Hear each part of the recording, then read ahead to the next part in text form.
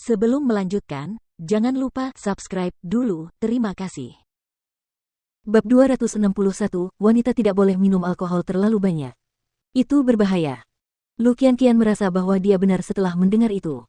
Dia memutar ulang video itu dan menontonnya beberapa kali. Akhirnya, dia menyadari bahwa Jing Yun sedang melihat ke suatu tempat dengan wajah sedih. Mengapa kamu tidak merekam seluruh adegan itu? Gampang. Aku akan pergi dan mengambil rekaman CCTV dari hotel jika aku ingin tahu apa yang sedang dilihatnya. Tapi, kurasa itu bukan urusanku. Lin Muan tidak pernah suka menggali rahasia orang lain. Benar sekali. Lu Qianqian dapat memahami bagaimana Jing Yun ingin menyembunyikan rahasianya dari semua orang. Kamu bersenang-senanglah di sana. Aku merasa puas sekarang setelah melihat betapa cantiknya Kiki. Mau kemana sore ini? Aku akan ikut denganmu. Tiba-tiba, sebuah ide muncul di benaknya. Kakek mabuk hari ini. Dia tidak akan menyadari kalau aku pergi. Aku diganggu oleh sofaku. Lu Qianqian mencibir. Aku sedang berlatih anggar. Beritahu aku alamatnya. Aku akan segera datang. Li Muan menyelinap pergi dari acara pertunangan ketika kakeknya sedang tertidur. Ada banyak wanita muda yang cantik, tetapi dia bahkan tidak peduli dengan mereka. Sebaliknya, dia lebih bersedia bersama Lu Qianqian meskipun dia akan basah kuyup oleh keringat. 1 ****. Saat itu sekitar pukul 3 atau 4 sore. Seng Xiao meninggalkan kamar hotel dengan penuh semangat. Ia menggantikan kakak keempat dan menyapa tamu istimewanya. Seng Xiao tidak dapat menahan diri untuk bertanya setelah menyadari betapa senangnya sang pangeran berbicara dengan sepupunya. Apakah kamu menyukai wanita Asia? Kakak perempuanmu adalah seorang wanita yang cantik dan anggun. Apakah kamu ingin memperdalam hubunganmu dengannya? Charlie mengangkat bahu. Kemudian, dia menepuk bahu Seng Xiao. Aku akan kembali ke negaraku. Aku harap aku bisa bertemu denganmu di upacara pernikahanmu nanti. Pengantin kecilmu agak imut. Jika kamu tertarik padanya, kamu bisa menghubungiku kapan saja kamu mau. Seng Xiao menemaninya ke helikopter. Dia bahkan berjabat tangan dengan sang pangeran. Menarik sekali mengenalmu. Aku ingin sekali bertemu denganmu lagi. Seng Xiao tersenyum dan melambaikan tangan padanya. Jika sang pangeran menyukai kakak keempat, itu pasti akan menjadi pernikahan yang indah bagi mereka. Oleh karena itu, Seng Xiao segera bertanya kepada kakak keempat setelah Charlie pergi, apakah kamu tertarik menjadi putri Eropa Utara? Kakak keempat menepuk tangannya. Aku tidak tertarik. Kupikir ada sesuatu yang terjadi di antara kalian berdua. Apakah kamu ingin aku tinggal jauh darimu? Seng Xiao mengangkat bahu. Senyum tipis muncul di wajah tampannya.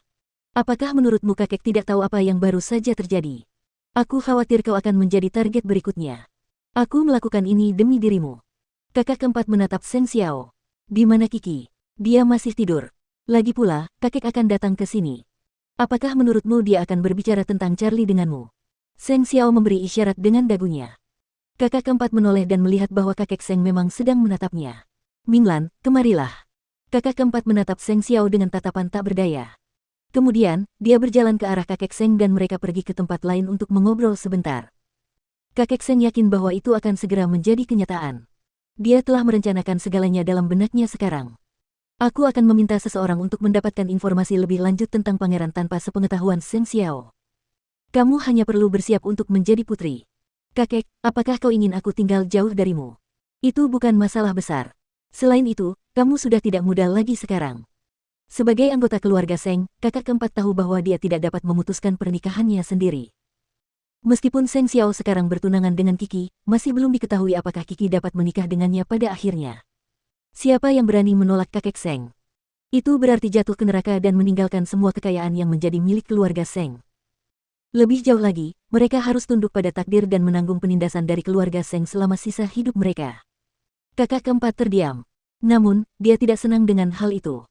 Matanya bahkan berkaca-kaca. Jing Yun juga sedih saat melihatnya. Saat itu, dia memegang sapu tangan di tangannya tetapi dia tidak yakin bagaimana cara memberikannya kepada Jing Yun. Seng Xiao menyadari bahwa kakak keempat tidak memiliki anggapan seperti itu. Jadi, dia tidak akan membicarakannya di depan Charlie. Jika tidak, kakek Seng akan berusaha sekuat tenaga untuk mencapai tujuannya. Kakek Seng menghabiskan seluruh hidupnya untuk mengendalikan kehidupan orang lain tetapi dia tidak pernah bisa melakukan hal yang sama dengan Seng Xiao.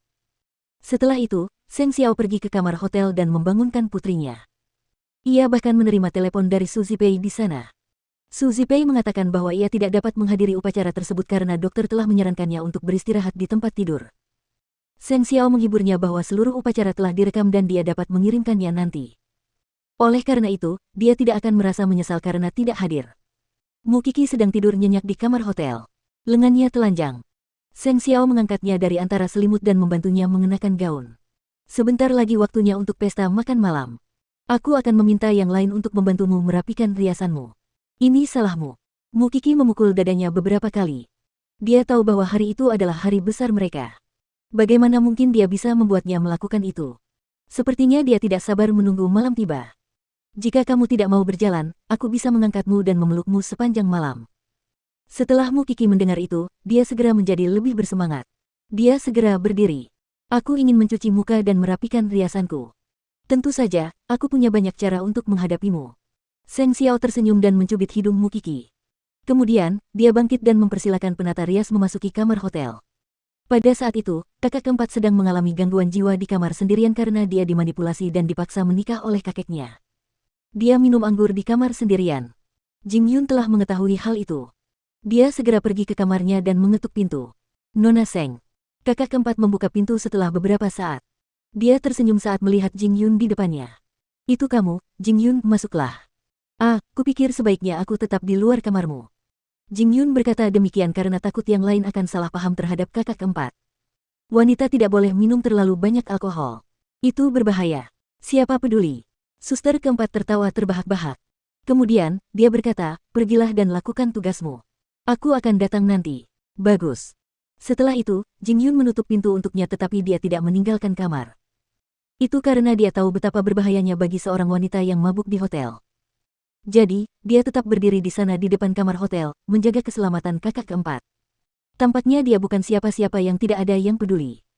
Itu karena dia tidak tahu bagaimana dia bisa membantu kakak keempat dan dia tidak punya cara untuk menghentikannya menikahi siapapun. Terkadang, dia berharap bisa seberani Seng Xiao dan bisa melakukan apapun yang dia mau. Namun, dia tahu betapa buruknya hal itu. Dia akan menyakiti orang lain pada akhirnya. Setelah sekitar 40 menit, kakak keempat membuka pintu dan melihat Jing Yun masih berdiri di sana. Dia mengerutkan kening, mengapa kamu masih berdiri di sini? Aku khawatir. Ada banyak tamu malam ini. Kau juga nona muda dari keluarga Seng.